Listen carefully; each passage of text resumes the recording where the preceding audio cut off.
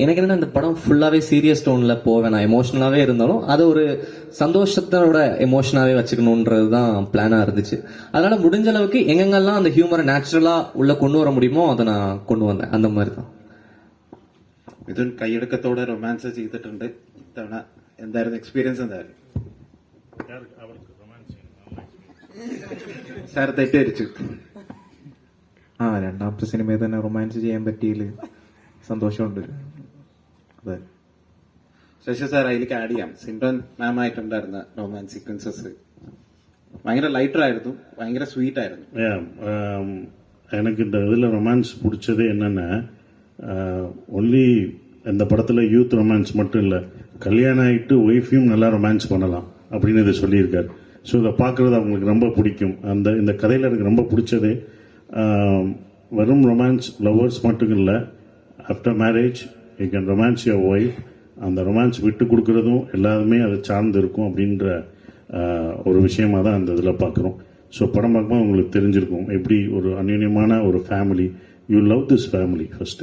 அதனால தான் சிம்ரன் மேடம், நான், இவங்க, அந்த பையன் காமெடி பண்ணுறது, அந்த இதெல்லாம் வச்சதுக்கு அந்த பையனை பிடிக்கணும், எல்லாரையும் பிடிக்கணும் போது உங்களுக்கு பிடிச்சிரும். ஸோ நீங்கள் வெளியில் வரும்போது இந்த மாதிரி ஃபேமிலி நமக்கு இருக்கணும், இந்த மாதிரி ஃபேமிலியை நம்ம பார்க்கணும் அப்படின்னு உங்களுக்கு தோணும். ஸோ யூ லவ், ஏன்னா லவ் தான் அவங்க ஸ்ப்ரெட் பண்ணுறாங்க இந்த ஃபேமிலி, அதனால் யூ லவ் திஸ் ஃபேமிலி அப்படின்னு. ഇപ്പൊ ഈ സിനിമയില് നോർമലി ഇപ്പോഴത്തെ ഒരു വലിയൊരു സംഭവം നടന്നതാണ്, ഗതകരമായ സംഭവം പഹൽഗാം ആക്രമണം.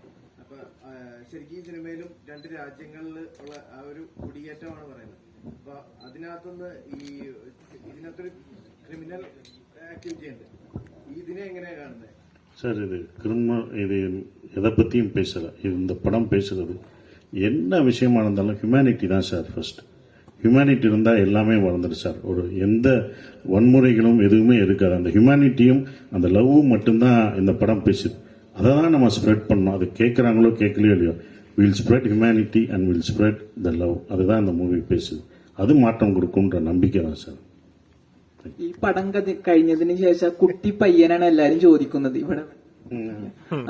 കുട്ടി പയ്യനെ പറ്റി ഏതാவது സെറ്റിൽ ஏதாவது மெமரி இருக்கா?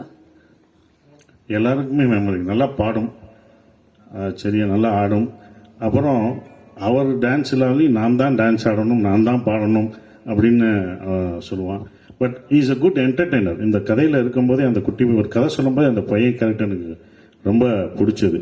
எப்போதுமே இவ்வளோ தூரம் இந்த படம் உங்களை சிரிக்க வச்சுக்கிட்டு சந்தோஷத்தோடு நடத்துதுன்னா அந்த பையனோட அந்த என்டர்டெய்னர், ஒரு என்டர்டெய்னர் எப்போதுமே இருக்கும் எல்லா படத்துலையும் இருப்பாங்க. இந்த படத்தில் அந்த குட்டி பையன் தான் காமெடி பண்ணியிருக்கான். நாங்கள்லாம் கேரக்டர் ரோல்ஸ் பண்ணியிருக்கோம், எல்லாருமே கேரக்டர்ஸாக இருப்போம்.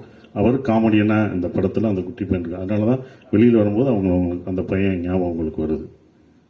Thank you so much for that. With that, we'll wrap up the